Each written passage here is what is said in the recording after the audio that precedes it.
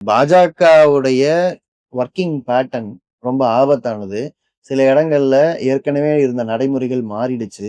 இவங்க தேர்தலை அணுகுற விதமே பெரிய அளவுக்கு பணமும், பெரிய அளவுக்கு மேன் பவர் ஒரு மனித வளமும், அது இல்லாம சயன்டிஃபிக் டெக்னாலஜிஸ யூஸ் பண்றாங்க.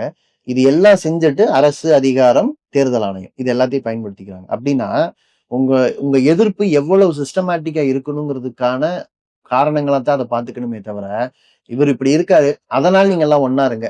அப்படி நம்ம யாரையும் ஒண்ணுபடுத்த முடியாது. ம். அப்ப பாஜக மோசமா இருக்கு அப்படின்னு சொல்றதுனாலேயே எதிர்ப்பு வலுவாயிடாது. ம். இப்ப 2 விஷயம் எதிர்க்கட்சிகள் கத்துக்க வேண்டியிருக்கு. ஒண்ணு இப்ப இந்தியா கூட்டணிங்கிற செட்டப். ஒவ்வொரு மாநிலத்திற்கு ஏற்றார் போல தான் வடிவம் எடுக்க முடியும்.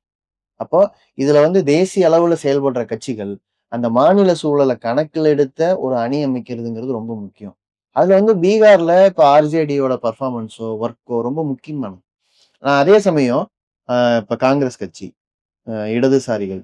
இப்ப இவங்க இப்ப இப்ப நம்ம எப்படி வேலை பார்க்கிறது அப்படிங்கும்போது, இடதுசாரிகளோட ரொம்ப முக்கியமான பங்களிப்பு எங்க இருக்கணும்னா, வெறும் சீட்ல மட்டும் இருந்தா பத்தாது.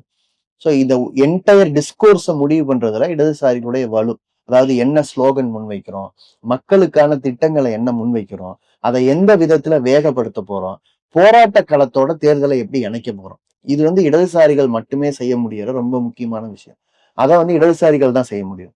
காங்கிரஸ் மாதிரியான கட்சிகள் ஒரு பெரியண்ணன் மனப்பான்மையோட அந்த பேச்சுவார்த்தையை அணுகுனதும், தேர்தல் உடன்பாடு வந்த பிறகு உடன்பாட மீறி வேட்பாளர்கள் நிறுத்தினதும் பரிசீலனை செய்யப்படணும். ஏன்னா, அவங்க அந்த போட்டி வேட்பாளர்கள் நிறுத்தின இடத்துல முடிவுகள் மாறி இருக்கு. அதனால பலவீனமானது இந்தியா கூட்டணிங்கிற அந்த கூட்டணி தான். ஆனா, ஓவராலா சிபிஎம் மாதிரியான ஒரு கட்சி தொடர்ந்து சொல்லிட்டு இருக்கிற ஒரு விமர்சனம் என்னன்னா, பாஜகவுக்கு எதிரான அணியை தேர்தலை மையப்படுத்தி மட்டும் நீங்க கட்டவே முடியாது.